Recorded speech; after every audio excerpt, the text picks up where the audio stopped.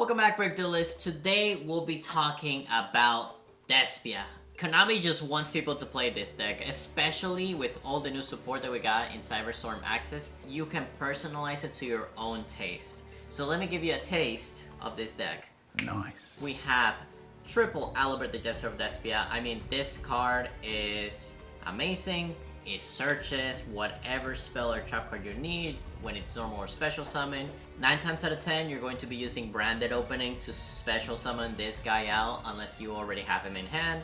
It searches your branded fusions, it searches your branded openings, it searches everything that is branded. On top of that, we're going to be running Granguignol, the Virtuous. So this is one of the new cards. This card is treated both as a Dogmatic card and a Despia card. And if it's normal or special summon, you can send a Fallen of Albus or a card that mentions it to the graveyard. Most of the time, you want to send the Albion Dragon, or you also want to send the Blazing Cartesia. Speaking of which, we're going to be running 2 of them, because if you have an Albus that is in the graveyard, you can just special summon this card for free. You can also fusion summon on your opponent's turn or on your own turn. And if it's in the graveyard and you send a fusion monster to the graveyard, it just brings itself back to the hand. Like, what is going on? Also, forget to add that Quem. If a monster leaves the extra deck, you just get to special summon a Fallen of Albus or a monster that mentions it for free. So you can just summon Quem, send Cartesia, and then do any fusion shenanigans that you need to do, bring back Cartesia. But I'm getting ahead of myself. On top of that, we're going to play our one of Despian Tragedy. I mean, this card, we started off with running 3 of them because it was really good. We still run 1 of them because it's really good. And if you don't really know what it does, it's very easy. If it's sent to the graveyard or banished by a card effect, you get to add a Despia monster from the deck to the hand. Next up, we're going to be playing our 4 of Fallen of Albus. I'm saying 4 of because we have the 3 OGs and then the 1 Albion the Shrouded Dragon, because it is treated as a Fallen of Albus while in the hand or in the graveyard. The one reason why this card is really good is because if it's in your hand or it's in the graveyard, you can shuffle it to the bottom of the deck and then send any branded spell or trap card that you want. On top of that, the other Despia that we're going to be playing is Libitum of Despia. This card needs more attention. I mean, I don't know why people play Dramaturge over this guy. Maybe because Dramaturge was high rarity, but this guy is the hidden OP guy. When this card is sent to the graveyard or is banished for a fusion, you can target one pretty much fusion monster or a Despia monster that is level 8 or higher, and then you just get to special summon it on the field. So you can reset your Mirrorjades, you can bring back materials as well that you use for fusion summoning. This card is just too good. Our Bestial package, we're only running a Bestial Lubellion and a Bestial Sarnier. Honestly, out of all the Bestial Sarniers, is probably the best one, aside from Lubellion. Lubellion is great because you can just special summon it from the hand or the graveyard by sending any of the fusion monsters, or generally a level 6 or higher Dark Dragon monster. And it also searches your Branded Lost or any other branded cards that you want to use. Sarnier, you know, it's your DD Crow on steroids because you can banish on either player's graveyard. And then if this card is sent to the graveyard, you can send a Bestial monster or a branded spell trap card from the deck to the graveyard. So it does a similar job of Albion the Shrouded Dragon, but you can also send Lubellion as well if you need to extend into some Lubellion plays. We have Mercurier. I mean, very standard. A lot of people like to run Mercurier. It's a monster negate if you have a fusion monster, and if it gets banished, you can add from your deck to your hand a Fallen of Albus or a monster that mentions it. Really solid card. Finally, for my hidden spice, we have one Jowgen the Spiritualist and a Dark Magician. Now, if you see Dark Magician, you know that we're going to be running Dragoon. Now, Jowgen the Spiritualist, this card is an oldie, but is very strong. If it's on the field, you can discard 1 random card from your hand to the graveyard, destroy all special summon monsters on the field, and also neither player can special summon monsters while this card is on the field. I will show you one combo that can get this guy out and make your opponent cry. And then finally, for our staples, I believe we are running triple Droll and Lockbird because right now the decks in the meta just want to add cards to their hand, so we're just gonna say no to that. And then if we don't have any Droll and Lockbird, we can still say no because we are running 2 Ash Blossoms and Joyous Springs. Now, on to our spell and trap cards. Well, spells and trap card. Triple Fusion Deployment. So this card, especially with Quem and Blazing Cartesia being out, fusion deployment became really popular because you can reveal a fusion monster in your extra deck, and then you special summon from the deck a card whose materials are being mentioned on the fusion. Something very important is that if they ash or they negate the fusion deployment, you don't have to reveal anything, so you're not really showing your opponent any combo pieces if they negate it. And it locks you into fusions, but I mean, let's be honest, we're only fusioning here. Triple branded fusion, because it's branded. You just fuse from the deck and you win. We have triple branded opening.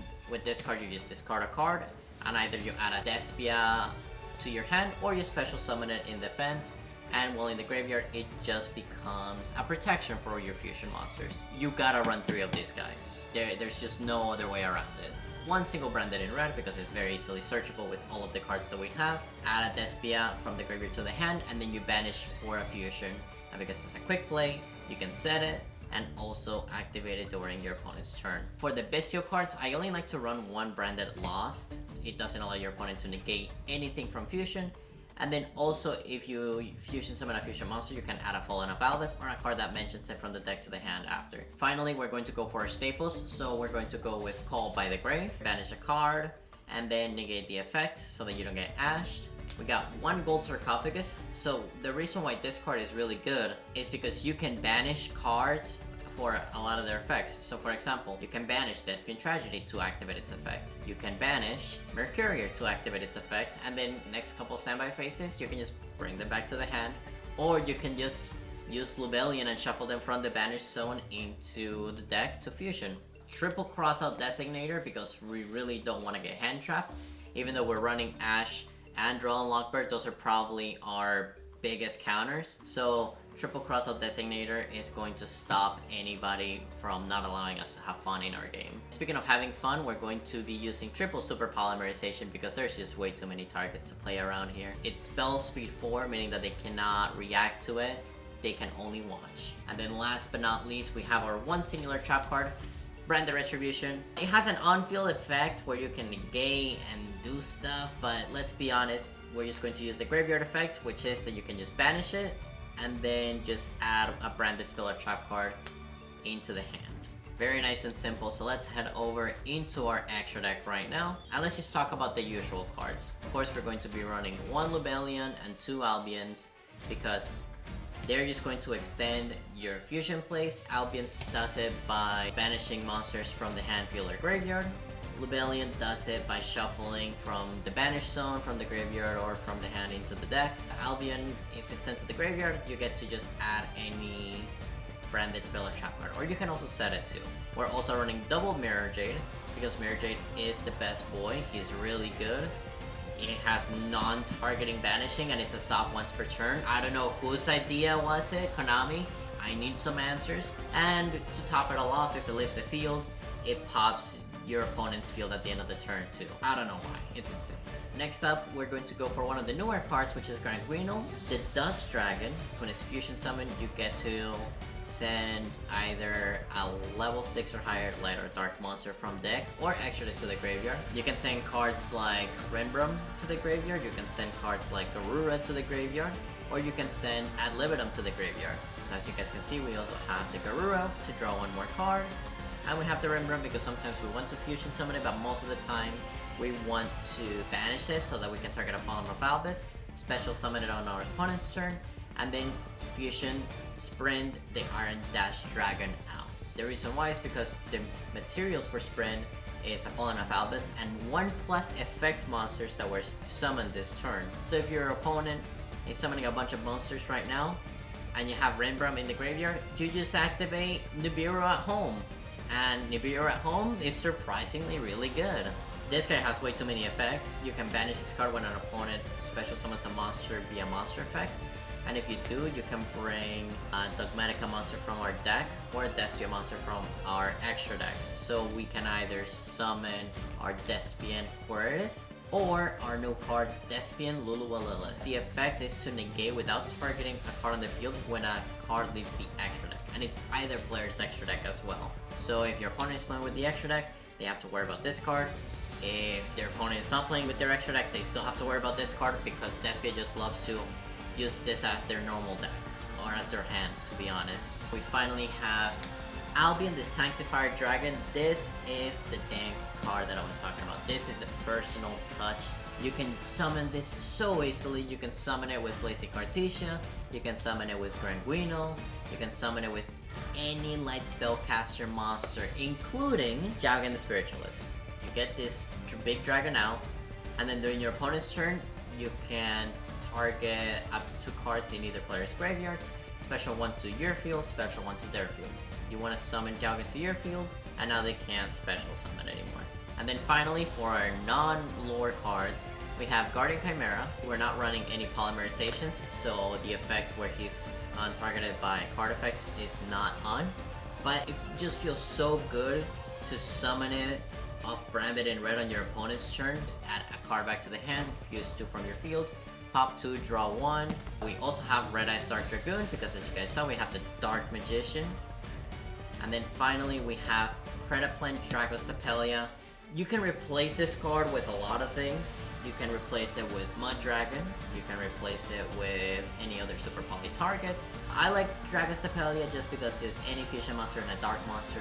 Dark monsters are very popular. We run a lot of dark monsters, and it just puts another negation on the field. We talked enough about the extra deck. So let's go into the side deck for our first extra deck card. Alba-Lenatus, the Abyss Dragon. The reason why this card is in the side deck is because you want to side it against opponents that like to run dragon monsters. Why is that? Because you can contact fusion with this card on either side of the field. So if you know that your opponent is playing Dragon Link, if you know that your opponent is playing Vanquish Souls and they put a Caesar with immunity on the board, you can just set your Fallen of Albus face down and contact fusion them. Fun! And we also have Nibiru. Not at home this time, but Nibiru is really good, especially if we're going second. Or alternatively, we can just side one of them so that we have our Crossout Designator online against a Nibiru player. Then we have 1 copy of Jinzo. Now this might seem weird, but honestly, you can fusion someone with so many dark monsters, and you can bring Jinzo back with Libitum of Despia easily. You can just bring this guy back. So if you know that you're playing against a trap heavy deck, just slap this guy in the field, you should be good to go. So now for spells and traps, we have triple Secret Village of the Spellcasters, because if it wasn't enough to not be able to special summon, now your opponent cannot activate spell cards if they control no spellcasters. Triple Cosmic Cyclone, Harpy's Feather Duster, because we don't like back row in this deck. And then for trap cards, we have 3 evenly matched and 1 D-Barrier. The D-Barrier, not because we want to use it, but it's because of Crossout Designator. You guys are probably tired of hearing all the Despia combos because they're all similar. So let me just tell you about the ones that are specific to this deck. Activate Branded Fusion. Daring today, aren't we? You want to send your Jowgen and your Fallen of Albus for Albion the Sanctifire Dragon. Now you don't have to do this exactly, you know, you can do it throughout the combo as well. So to your opponent, and then you special summon Fallen of Albus to their side of the field, you special summon Jowgen, they're locked out of special summons. Can't get any easier than that.